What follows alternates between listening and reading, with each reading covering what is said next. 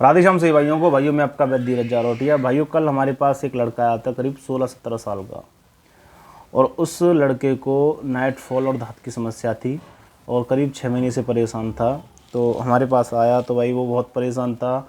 ये बोल रहा था कि मेरा पढ़ाई में मन नहीं लगता है, घर वाले डांटते रहते हैं कि पढ़ता नहीं है, सोता रहता है और कमज़ोर होता जा रहा है।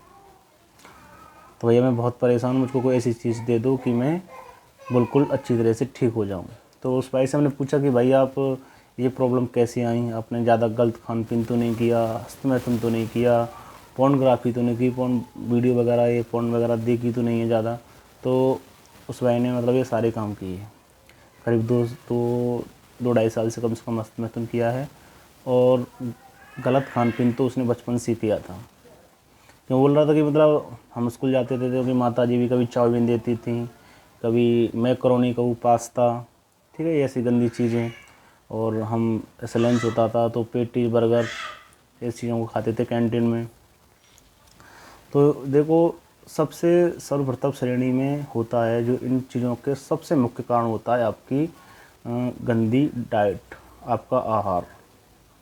आपका देखो गर्म खान पीन होगा, पोर्नोग्राफी देखोगे, ठीक है, उन्हीं इन इसी चीज़ों से ही मन विचार गंदे होते हैं और आप हस्तमैथुन जैसी आदतों में पड़ते हैं। तो सबसे पहले भाई ऐसे माता पिता से भी मेरा बिल्कुल निवेदन है, नम्र निवेदन है कि आप अपने बच्चों को एक अच्छी डाइट खिलाएं, ठीक है, अपना एक अच्छा आहार खिलाएं।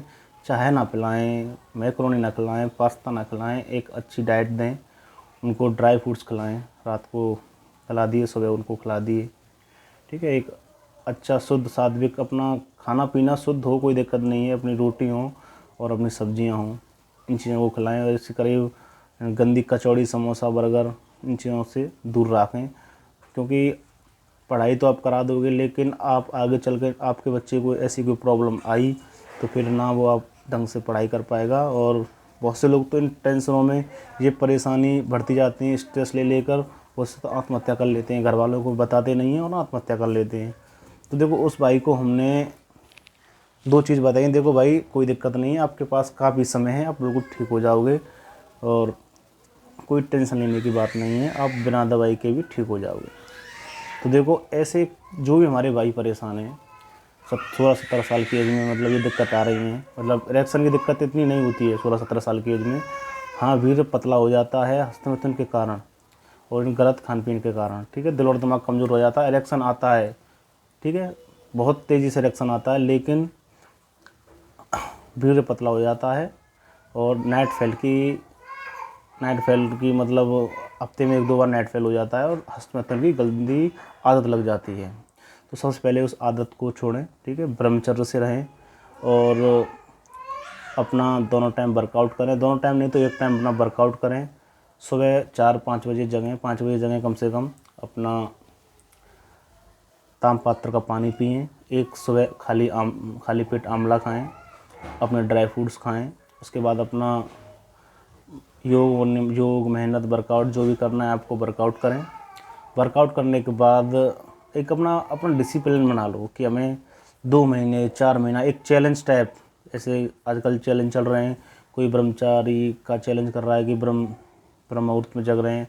तो इन चीज़ों को देखो और अपना एक डिसिप्लिन में रहो कि हमको 2 महीने ब्रह्मचर्य से रहना है, 3 महीने ब्रह्मचर्य से रहना है, बिल्कुल कोई गंदी आदत करनी नहीं है, तो कोई दिक्कत आएगी नहीं। और आपको ब्रह्मचर्य की रिकवरी बोल रहे थे भैया कुछ तो दो कि इससे हमें मतलब लगे कि, तो देखो आप घर पर भी बना सकते हो। देखो ये है, ये मैंने अभी तैयार किया था, ये ड्राई फ्रूटों का पाउडर है, इसको बना लो आप, ठीक है। और इसमें तो भाई देखो हमने मूसली पाक में मिलाया है और शतावर भी है, सौंफ भी है और भी जड़ी बूटियाँ हैं और धातु पौष्टिक चूर्ण, ठीक है। इन दोनों को आप देखो, इसको तो हमसे ले लो आप और इसको आप अपने आप बना सकते हो, हम विधि बता देंगे आपको।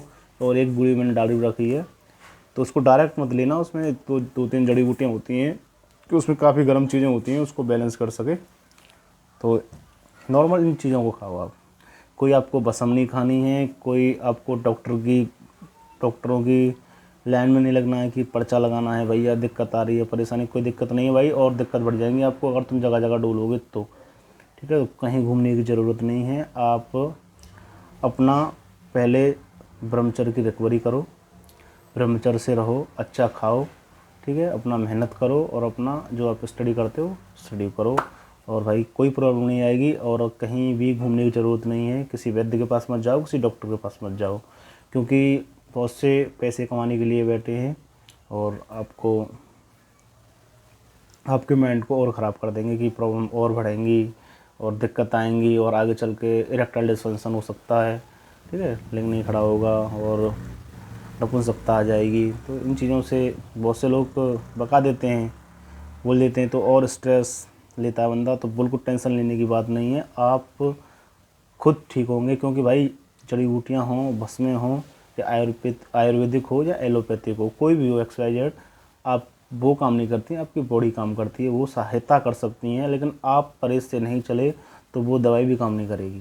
तो आयुर्वेद में तो भाई सीधे और साफ सिद्धांत हैं, पहले परहेज फिर आयुर्वेद, ठीक है भाई। तो इन ऐसी कोई परेशानी हो तो भाई अपना इलाज खुद करें। राधे श्याम, जय भारत, जय आयुर्वेद।